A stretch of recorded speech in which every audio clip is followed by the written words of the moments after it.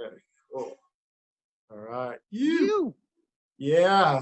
Hello, everybody. Thank you for joining me today for another episode of Epic Surf News. And of course, this is the boardroom edition. And we got Matt over here from Oceanside Surf School, Oceanside in general. Yeah. How's it going, brother? Yeah, thanks for having me, and I'm stoked to be on the show again. And yeah, everything's going good. The surf is back open. We've been catching waves. You know, it's not overly crowded. All the people who thought they could surf, they went home, and now they're coming out and getting lessons. And Cool. you know, it's been Yeah, cool yeah. out in the water lately. Yeah, I think it was the end of April last time we talked. So that was kind of, I think, at the beginning of a lot of things closing down. So yeah, we were all going through changes then, and so I'm glad to hear that you're back in the water in terms of the surf school as well. Yeah. So we're doing lessons again, one-on-one. We actually had like a little bit of a hiccup with our insurance, so we got to wait till next week to open up. But Oh, okay. kind of happy to be closed. We opened up, and there was just a massive amount of business that came through right away. And so it's good to kind of take a little break, make sure we dot all our I's and cross all our T's, and make sure that we're doing all the legalities. And you know, we're watching a lot of history unfold right now, so I'm enjoying being a part of the story. Yeah, it's hard to know exactly how to go about things. So I'm sure not being the first person is probably not the worst thing. You know, you can kind of. Yeah. I think we've seen people that the ones that step up too soon, maybe should get all the facts and kind of gather themselves before. But Yeah. I've been a charger. I used to be a charger. Now I'm slowing it down. I ride the 8-foot boards now, 9-foot boards. Yeah, that's awesome, man. I love the way you turn that foamy. It's amazing. People are back out surfing again. Some businesses are opening up by the beach. Officially, summer I think is next week, and unofficially I think summer started maybe about a week or two ago. There was a couple signs that I saw that, you know, like it was kind of like Groundhog Day. I'm like, okay, things have changed from, you know, quiet town surf to now more people. I think I was at San Onofre, and there was a group of kids kind of learning, and I dropped in on a wave, and you know, all the kids kind of bulked up together, you know, and you know, kind of just got by one, you know, in the nick of time, but it was really hard to navigate because I didn't know what to expect. And then I think a couple days later, an experienced guy, my age, old guy, shortboarder, you know, we got close and the board hit me, you know, on the side, actually this side. But and then a couple days later, it was lady in the parking lot holding spaces for the cars. And so, yeah, it's summertime. Yeah. So yeah, it's interesting. And when we see that energy, it's so abrupt, and it's so like in your face that like we have to make that like judgment call. Like, do I just completely ignore this? Do I try to like remedy this person's energy, or you know, or do I take on their energy? And that's the worst. You don't take on anyone's energy. But it's interesting. I had a collision with a guy, and it's been a little bit bigger. We've been getting some waves. We've been definitely taking off on some cool features on the water. And so as I'm coming in, this guy dropped in on me. Neither of our boards ended up colliding, but both of our shoulders, they bumped so abruptly that I almost felt my whole body like just have waves through it. And my natural reaction is just to normally come up and just be like, what's up? Is everything okay? Like, I want to make sure everyone's not hurt. I'm not really worried about the politics behind whose wave it was, but it definitely can.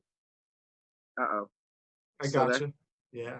It definitely can be very distracting when there's a lot of people out there, and a lot of those people are novice. A lot of those people are new to the sport. But we're going to see that in Oceanside. And I know that there is already a plan to possibly make certain areas just be surfable. But that's just coming from people word of mouth that are just talking. That's not from any.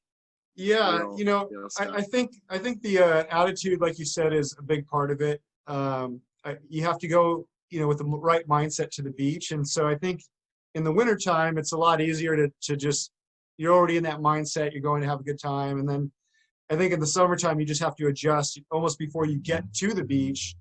Think about, okay, I'm going to the beach. There's a lot of people there.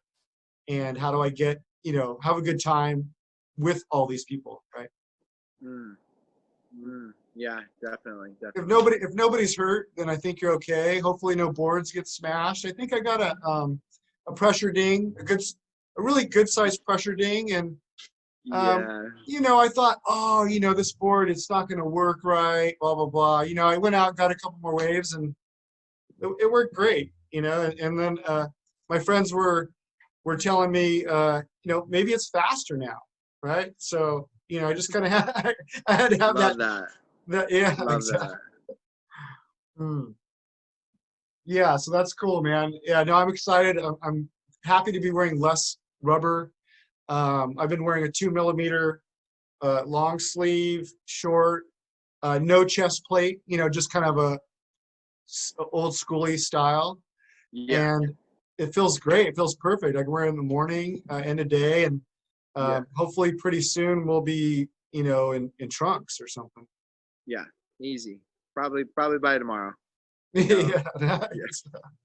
I know it's basically who decides to try it first, right? Yeah. And then you see it from there.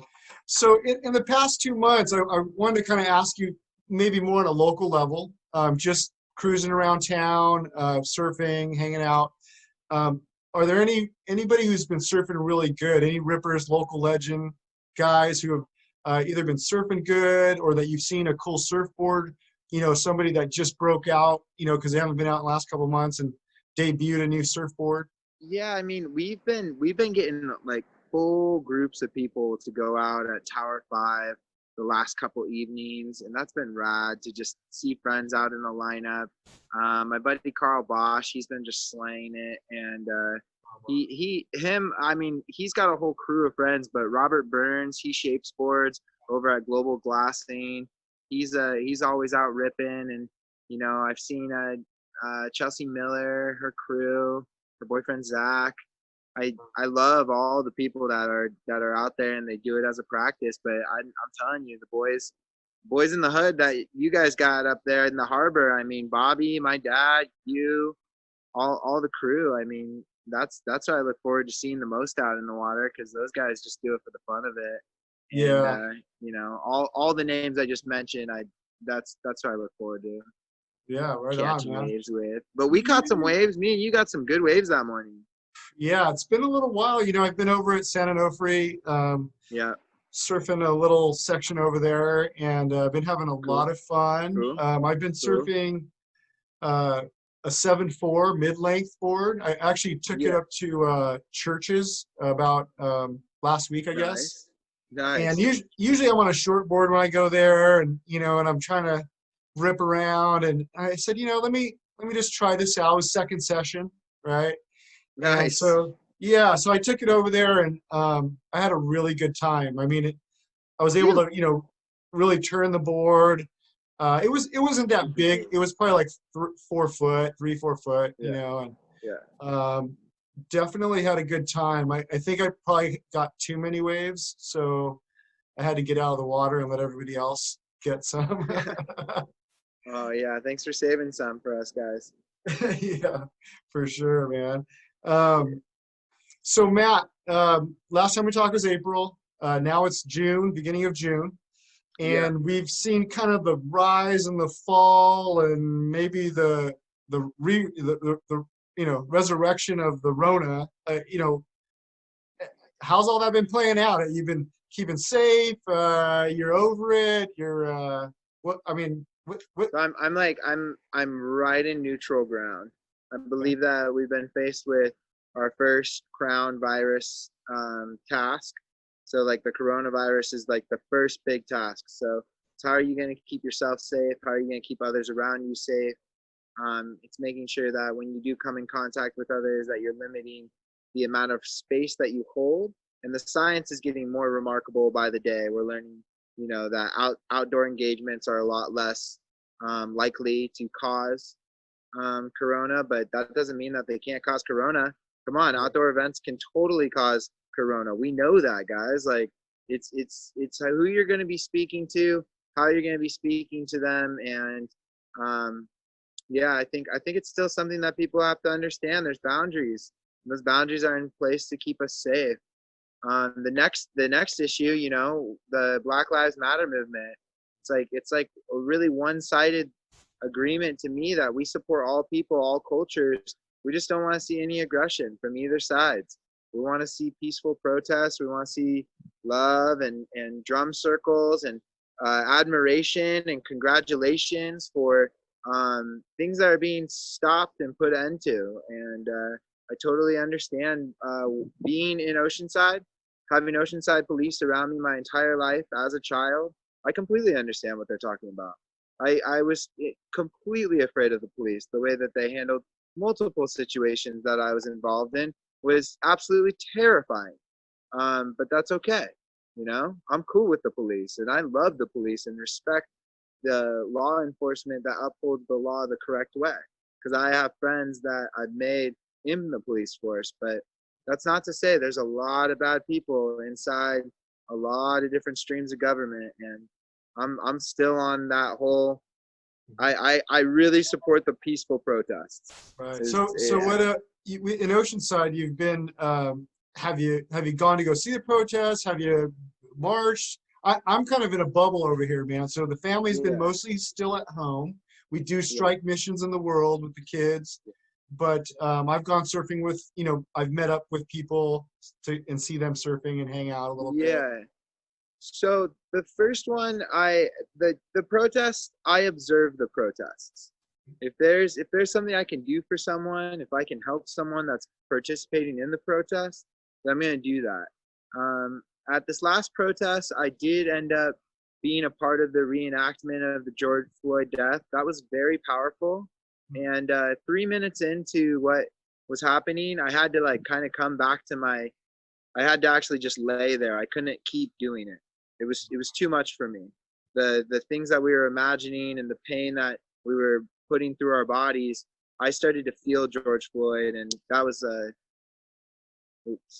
like a totally, like, you know, big thing. And I wouldn't want to put myself through that stress, and I wouldn't ever have imagined what he went through. So long story short is that I'm participating to a certain degree. I'm more there for observing the energy that it takes to participate. That's some crazy energy. Right. And those people are, you know, they're warriors, and they have a voice right now, and all eyes are on them. So let's see if they'll keep it peaceful. Let's see if it stays beautiful and organic. And I think it will. I think that there's a lot. I know it will. I know that they're going to do a great thing. Yeah, I don't know. Like I said, I'm a little blind to some of the stuff, but it seems like Oceanside has been, you know, pretty good in terms of the protests. It's been pretty peaceful and seems productive. And I think Oceanside PD came up with some changes right off the bat, right away, to try to implement and at least, you know, have a starting point, I guess. Yeah. And I think same thing is, it's finding how to make a change, right? How to make a difference. And I think for me, it's probably going to be on the voting side, which can still be maybe limited, and maybe through contributions to different organizations that's so good, that have the energy. That's just as important as anything else. You know, it's all where people can contribute and feel like they're being a part of the message. And I think that we just need to concentrate on all the issues that are coming up since coronavirus. I think that what happened is everyone looked inward during coronavirus, and then we looked outward, and we were just so shocked by what we were seeing. And so now everyone's like, hey, I'm going to clean up me. Can we clean up society too? And there's a big wave of that. And there's a lot of different people who are in the Enlightenment figures that predicted this would happen, that people would start coming of age and we would stop just tearing apart our world. But my mom comes over every day and says, the birds are singing because they love coronavirus.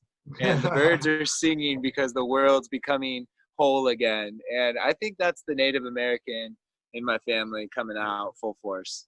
For sure, man.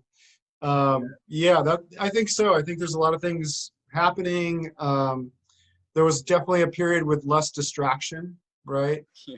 No sporting events, and you know, it's funny. I love surfing. I'll watch some surfing. I'll watch a little bit of every sport, but I don't really follow like football, or I really don't follow, you know, anything down to the granular level. And so Same, yeah.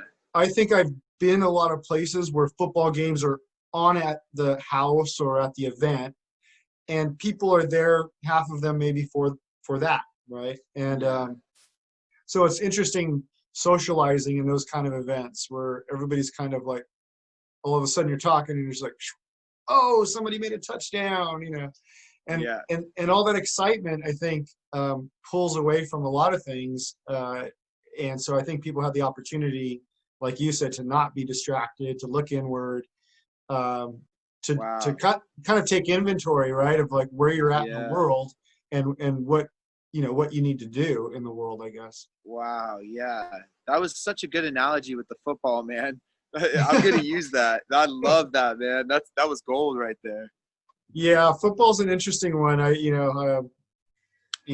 have daughters, and it's way off topic, but I have daughters, and they've graduated high school. Actually, they've graduated college as well, luckily or thankfully. And but when they were getting, you know, at the end of the year or end of school, you get, you know, money maybe to go to different colleges, like little scholarships, if you will. And the person getting the football scholarship was like, it was like $100,000, right? And these other kids are doing all these fantastic community service, and they're doing all these kinds of things around the community, and they're getting like $1,200. You know what I mean? And you're just like, and you know, nothing to take away from the football, from the athlete. It takes a lot to run a sport, and you know, to get educated. But I mean, and so there was no women getting that scholarship, right? No, so it was kind of like a men only scholarship with a big price tag on it.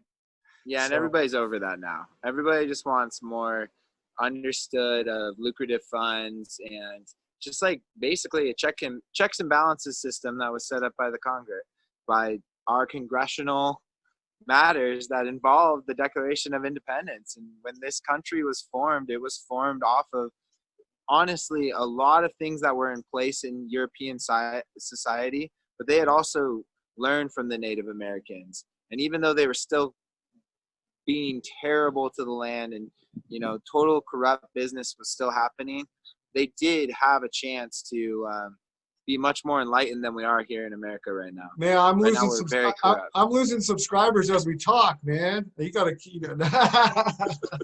Right. Yeah. Now, speaking about enlightenment, man, what's up with these pants right here? You got MC Hammer meets San Francisco Park Fest. Dude, yeah. I'm just like, I have one outfit now, and I'm pretty much wearing it everywhere I go. When I have to do something really professional, I put on this pair of like kind of like pants that look a little professional, but yeah, I'm just like totally feeling myself these days. So I need to I need to have a professional event. Then I need to step up my game and then invite you on so you can bust out those pants. Oh yeah, dude, I got dance moves too. I'm working with a contortionist. I got my dance lesson right after this, and it's like, well, I'm gonna surf first. What are you working on? What dance move are you working on? So yeah, I have a music video coming out on June 28th for my first single that's going to be on iTunes. My buddy Max, he's in a band called Inspired in the Sleep. He produced it up in Los Angeles during the coronavirus. We were sending tracks back and forth, but she's teaching me how to dance for the music video. So we're doing these like really kind of like interesting moves. It's really about feeling her and knowing what she's setting herself up for. I'm just more of the support. And if I can show support like with enthusiasm, then it also makes me look like I'm like organically becoming a part of it. But it's more just go for it. I'll say you're no stranger to this though, because if I recall, you've actually done an R&B video before. Yeah, I used to do some R&B stuff. That was a little funny side of my life. I was going through a really bad breakup, and it was a really beautiful relationship to say. Actually, it was a beautiful relationship, but sometimes breakups go into some really dark places. So I was just like, I'm gonna make a bunch of music and put all my energy into R&B, and you know, that was a cool genre to explore. I'm kind of back on the alternative vibe. Who knows what's next? I switch it up. I like deep bass. I like house music, but and you never know what my brain's gonna dish out next. This is gonna be more of like a rock and roll genre. Yeah. So I think the last video you I think put on Instagram was you were like in a rap. It was like a rap song, and you were with 3 or 4 other artists, including Garret, who was on the show last time as well. Yeah, so we did that about 6 months ago. I re-released it because it was so relevant to everything that was happening. The Martin Luther King track in the background. That was made on a whim with a group of people that would stay up till like 2 o'clock in the morning making music together. And awesome. We have all become such really good friends and watched each other grow into these really organic positions now. And to come back and re-release that song, it was really just, I didn't know what to put on Instagram because I didn't know how to take a stand. So I said, you know, might as well just put this video back so everybody knows that we support. Yeah. And that was our big thing. We wanted people to know that we support. We also want to keep it peaceful. And so I'm going out there to keep the peace. I'm burning sage at the protests. Nice. I'm dancing around with my energy, trying to like make sure there's no conflicts and just trying to absolve. I'm growing fresh sage in the backyard, man. Yeah, see, we get it. We get it. The subscribers are coming. The subscribers are coming. Yeah, I see 10 subscribers from this video. Yeah, that's nice. That's big. That's big. Yeah, the sage I have, it just was flowering maybe the last 3 or 4 weeks, and so it's got really cool purple flowers, these little pockets, and I just clip it, and when I'm cooking fish or chicken or whatever I'm cooking, I just throw them on there almost like spears, and I'll just lay it on there. Yeah. It smells great, and it has the right amount of blend into the food, so there you go. That's your cooking show. Love 10 more subscribers. All right, so my next question for you, Matt, is sandcastles. Yeah. Have you participated in sandcastles? Have you done any? My mother is a fairy tale wonder, and my dad's sister and her taught me how to make drip castles in the sand, and they look like Mordor, those big spiky mountains. I always imagined those like crazy in my head, and you can tell I rehearsed for this question. Yeah. But I always wanted to be by those type of mountains. That's why I ended up in Mammoth Mountain, was because I saw a picture of the minarets, and I knew that was home for a little bit. And so just like the drip castles. The drip castles and the minaret. Yeah.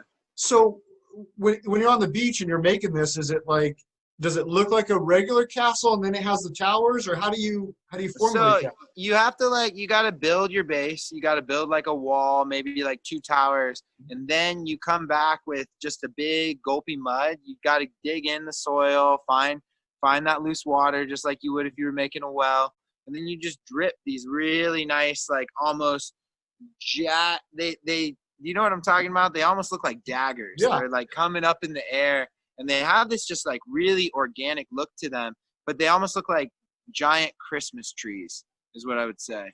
And so I'm like really into that whole like Snow White thing, like giant Christmas trees in the middle of nowhere. Is it a wall, or does it come full circle? I mean, how do you I always just like made like a lookout tower, and then maybe like one wall in a tower. I wasn't into making boxes. I don't like to box myself in. If I box myself in, then I'm just like, people gotta know, like, you can come and hang out. How's that square? I can't even make it square. you know. Okay. Yeah. Okay.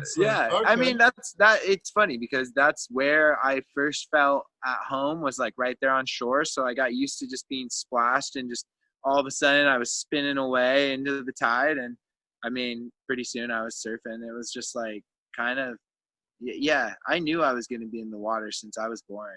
It was a big Yeah. thing. Yeah. Yeah, and your pops must have had you definitely ready to go. You probably had Sandy diaper, I'm sure.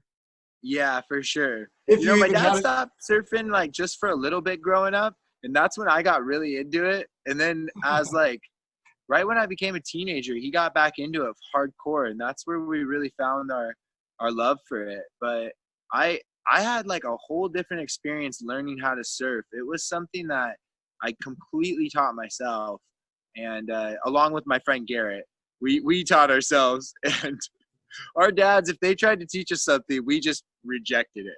We just would walk the other direction. So it was good that they gave us that room. Yeah. So the quiver. What's up with the quiver, man? Yeah, Let's see let's what's check out the popping. quivers. Yeah, Mhm. I have all my surfboards out, but my van has my longboards in. I got a Stewart Hydro Glide, and I got a 9-foot Bic that I'm on right now that I'm gonna hopefully upgrade for a FIREWIRE, the Taylor Jensen kind of style, 8-foot. But what do Yeah. we got here? So this is a Cole board. I got this at Surf Ride. This is Oh, top nice. epoxy. It's great. It's like it's probably like 6'1". It's a little lighter on the lighter side. I got this Okay. Wave Storm kind of fish thing that was shaped for Garrett's sister. Oh, wow. Wave Weapon is like a big local Yeah. guy. He's Yeah. super cool. Lou Dog's the man. But Yeah, I think that the guy who was on the board meeting last time, the guy who was in the Philippines, Mark, he yeah. used to sell boards through Wave Weapons as well. So yeah, right on. Oh, sick. This is like a San Diego brand called Boardworks. Okay. They're all right. You know, it's a good board. I got it at a garage sale, but it's factory made. It feels fun though. I kind of needed that fun style. I've got Nice. a Robert Burns board, Wow. which is my old school, like Single uh, fin. yeah, single fin, 610. He did all the glass work on it. That's Robert Burns over at Global Glassing. You're gonna get all the waves on that thing. Gosh. Yeah, this is a Potato Nader by FIREWIRE. It's all right. You know, What size is that? Huh? What size is that one? How long is That that? one, oh man, I think it's like a 6. I mean, it's like a 5'11".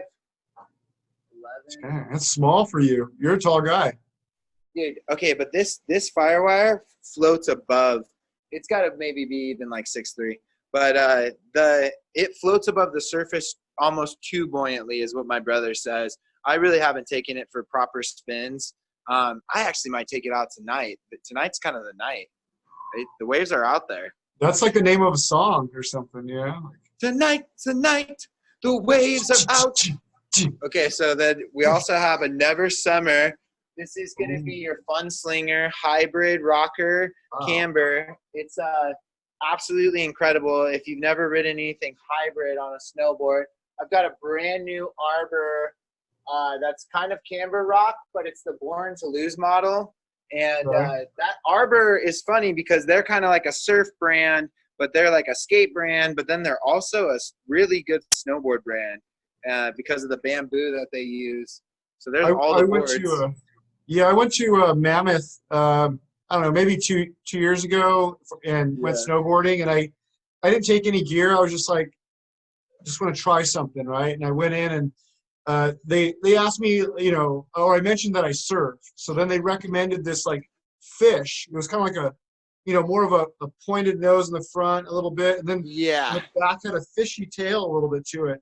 And that's something I would never ride. Like typically, I'm more just like skateboard looking things. And but I was like, I hadn't snowboarded in probably, I don't know, 6, 7, 8 years. So I said, let's just go for it. Why not? And dude, I had a lot of fun on the board. I mean, I just went with it, Of course, yeah. The relaxed tail, it makes it super groovy. All that extra tail space is what can really hold some people up. Their performance can be driven by their forward foot if they already know how to surf. Might as well work with what you got, sort of thing. If you're a skateboarder, What's that? You were doing lessons for snowboarding as well, or? Yeah. So I have my full certification in snowboarding. Oh wow. That's how I picked up the whole surfing thing. I realized that there wasn't a certification system, and I wanted to develop a surf school that actually taught surfing, but like had some sort of course that you could go through.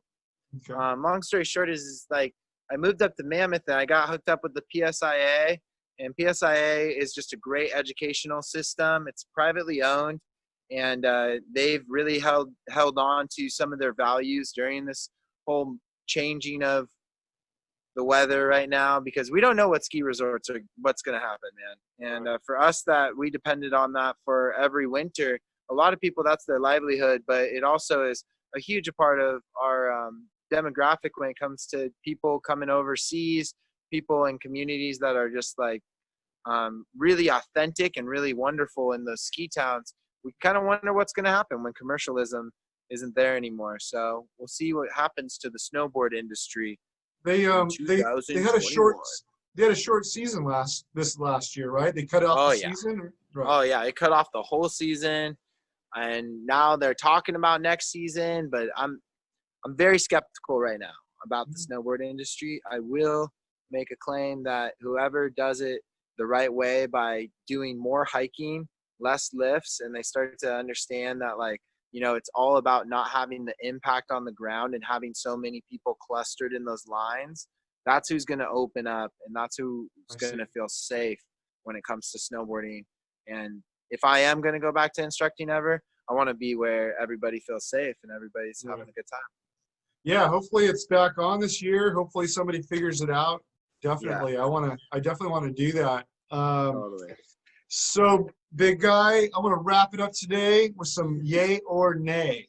Yeah, thank you for having me. I'm sorry my ego's been so big. That's what happens when the camera comes out. Oh, actually, you've been hosting open mics. I mean, before I move on, you've been hosting open mics. So, so people are sending you clips, and then you're editing them together, or how are you running this?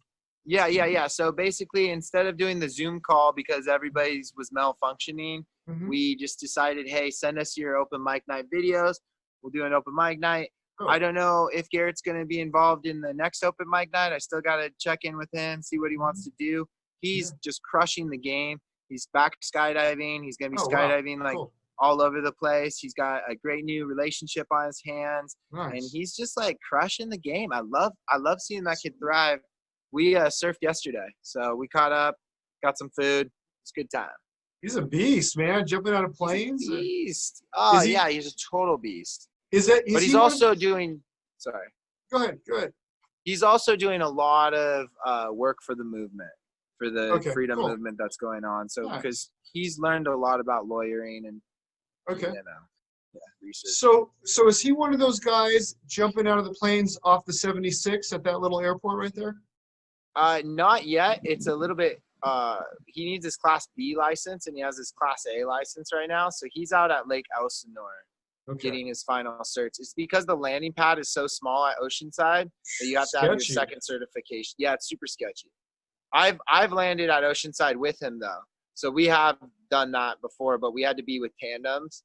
Right. He can jump by himself, so he doesn't want to go with someone else. But when we went and I had someone on my back, most incredible feeling of life. I definitely highly recommend it. It's like $100. Oh, that's cheap. Yeah, I've hung out with some of those guys in that crew, and gosh, they're madmen. Yeah, they're cool guys. Yeah. The ones that don't drink are super sick.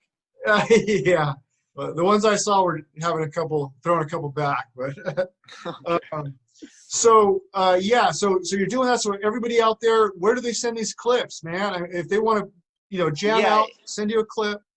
Yeah, if anybody wants to get involved with the open mic night, you can just send the clips to just me directly on my Instagram, or check out Beyond the Donut. It's super easy. I'm at Matthew Berries, and that's like the best place for an artist to get in contact with me. And perfect.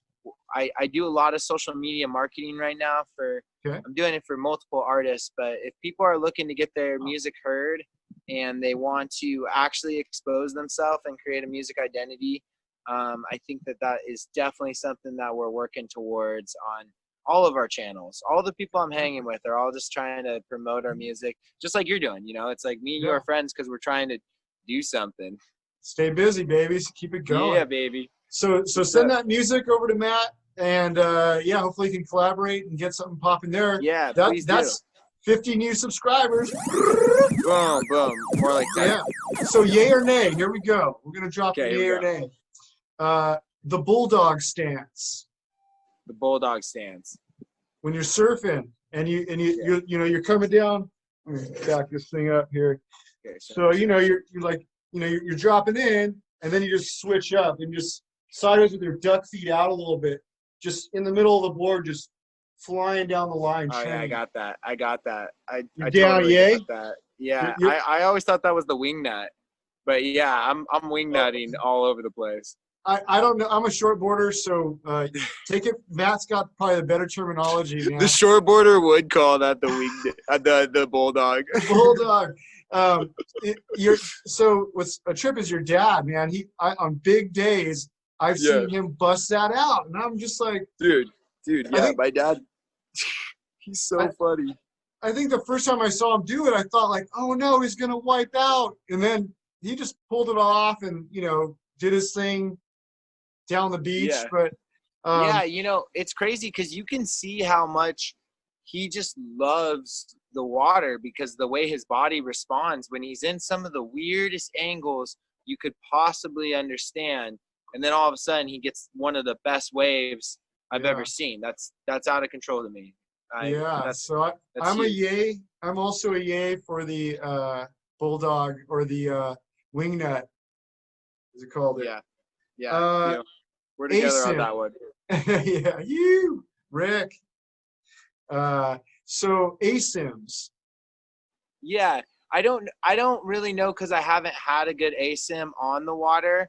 I've seen them, and I know that it gets confusing for people that ride fishes when it comes to the conditions, and that's why I like an organic board that's symmetrical on the water. Now, I've ridden a lot of asymmetrical snowboards, and I love asymmetrical snowboards because of the difference in the flexation of our heel. And that's what the ASIM is basically promoting in the board type. So I'm going to say it totally makes sense. The science behind it totally works. I need a proper ASIM model, and I wouldn't want to buy it until I got comfortable with the paddle out. I want my paddle out to be even. I want my core to be united, and I think that does with an even platform underneath my feet when I'm navigating the ocean. Yeah, but I'm still into it. Yeah, I've seen people. So yay, we'll throw a yay out. Yay. Yeah, I've seen people in videos making it look fun, and then I've seen them, and usually when I see them, I'm kind of like snickering to myself, or I just can't get myself to say I'm gonna go buy one and do this. Last week though, when I was surfing at Sano, nice even wave, even speed and long. Yeah. And a buddy of mine brought an ASIM with a, it was nice. Had a tiger print with a custom fin on the. Yeah. And the fin had a tiger and some Spanish words, and it was super sexy. Yeah. And so, man, he made it look fun. I mean, I was like, wow. I mean, he surfed it amazing. But a fish is going to be fun no matter what. I want to feel the difference on that toe side edge, having that shorter amount of board underneath, knowing that big fin is out there kind of lurking as soon as I hit because as soon as I get that back turn, that's when I'm going to know, when I finally can launch up the wave and get a nice clean bottom turn and thread back down on the heel side turn. That's when you're going to know if the ASIM works. Okay, well, so I have a question for you then, because you're probably a little more familiar with it than I am. This is like bogus surf news, my fake news segment. So what? No, you're good. Yeah, no, but what I'm saying, so when I saw the board, I assume that because the tail's uneven, right? It's kind of like that. So I assume the longest part, the rail that's the longest, I assume that was the default preference of where you go. Is it that side or is it the shorter side? Like which way? Yeah, so the longer side, you want it to be congruent with the side that you take off on. Okay, The direction you're going, that side, that rail. Yeah. Like you're going left, you want the left rail to be the longer side. Yeah, it just depends on if you're goofy or regular. So for regulars, we like right waves. So we would want our long edge on the right side.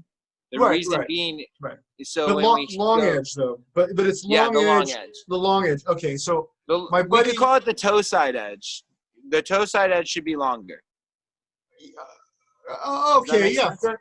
But I like going backside, baby. What if I want to go backside on my ASIM? You know what I mean? No, but I understand what you're saying. I understand what you're saying. So when you go backside on your ASIM, it's supposed to be more stable being shorter because your heel has less a weighted action from those repulsory joints. Okay, so like this is where it gets down to like some PSIA level 3 tests that like I just don't want to go back into, but I'm gonna go here. Cool. You lose most of your body's weight from the core when you open up on your heels, and that's called dorsiflexion. Am I getting this correct? You're schooling me. I'm listening. So then the plantar flexion that's when you're here. I'm going to show you my foot right now. This is when you fold your toe towards your shin. Yeah. That's plantar flexion. Okay. When you open it up, that's called dorsiflexion. Okay. I hope I'm getting those words correct. But when you have to do your heel side edge and that dorsiflexion, you lose a lot of your congruent body weight that's weighted over the core of your body. So you have a smaller edge there, which means that even though you're losing that a little bit of weight, it's still going to be just as responsive because you have a smaller surface area to maneuver underfoot. Sure. Okay. Yeah, no, I got you. So I've never learned that, but I pretty much was telling my buddy what we just said, and it was his first time trying the board. It was all new to him. He thought maybe it was the opposite. So Anthony, there you go, man. Your dorsal fin and what would happen? What's it called? Dorsal and plantar flexion. Yeah, dorsal and plantar flexion and the dorsal fin. The whole thing, it all works together. But honestly, however the person's riding the board, if they're out there surfing and they're having a good time, it doesn't matter which edge is which edge. Like, yeah, I think he got the board. I guess might as well plug it out too, from Eric Christensen. So it's a shaper and beautiful board. I can't recall. Yeah, I've heard that name. I've heard that name a lot. Yeah, I can't recall. There was an artist who kind of collabed on the Tiger design. So cool. Everybody check that out. Really cool shaper and board. So all right. So the Bulldog stance, the wingnut, we're all yay. ASIMs were yay. Mustaches. Yeah, I'm not into them because I grow a beard like Foley, but I tried a mustache each time I shave my beard, and maybe one of these days it's just gonna stick. But mustaches are hot. I think guys with mustaches are still like pulling some good talent on their face. Yeah, definitely at Sano, man. It's just the top 10. I mean, manicured up, twisties. I'm gonna say like if you got the mustache, go for it. Yeah, for me, I think I'm down. I'm cool with them. Thumbs up. For personally, when I blow my nose, I get all this paper all over, stuck all over. Totally. And I'm such a dork, man. I won't even realize it. So every time I try it, I end up shaving it off because I just don't have the you have to be really maintain yourself constantly, I think, with the mustache for sure. All right, so the last one I'm coming with is pier fishing. Surf spots, pier fishing. I have never had a good encounter with somebody's fishing line and my surfboard. It's always like some sort of like weird confrontation, and I'm just like, well, you could be fishing onshore in so many areas. I don't really dig it. I don't actually really dig it. I love the fact that there's a nice surf spot by the pier, Yeah. Yeah, for myself, surfing in Huntington, I used to live by the pier as well on the south side. And, you know, there's a lot, I mean, there's a lot of surfers in Huntington, you know, so Yeah. it can get crowded in Oceanside as well, but Huntington's packed. Yeah. And so, you know, there might be 50 guys on both sides of the pier. And so when you got lines coming over the pier and, yeah, I've cracked up. I've seen some little kids, probably 9 or 10 years Dangerous. old. I've seen 9 or 10-year-old little surf groms paddling out, and they kind of run into them as they're paddling. That was me and Garrett. Yeah, me see and him- Garrett were always. I see them grab the line, these groms, and just like bite the line, break it, and you know. Oh yeah. There was kids like that in Oceanside all the time, but you know those kids are working out their problems in the ocean. Thank God. Yeah. Thank God for the ocean, man. Me and Garrett got out a lot of aggression in the ocean. That's what made us such calm, collected humans now. There We you also get bent out of shape over the environmental stuff. Right. Yeah, for sure. So yeah, no, I mean, fishing is cool. It's an awesome activity. Yeah. But yeah, it's a little tricky when it's crowded, I guess. So yeah. So hey, man, Matt, it was a pleasure. It Oh, was thank amazing. It was so Thanks for awesome. letting me ramble. Oh man, it was a good time, man. I'm super stoked. We're gonna have to do it again, and Yeah. I'm probably gonna have to team up with you and get some video of you surfing and or maybe your students or something at some point. I'd love Right that. on, everybody. Well, thanks for joining us today for this boardroom meeting, and we'll try to solve the world's problems again. See you, brother. Well, I think I crossed the line. We both have said our lies, and I really think I told you so should get pushed aside. Because I really like your light and the way it looks at mine. It's a reflection in myself that's hard to find.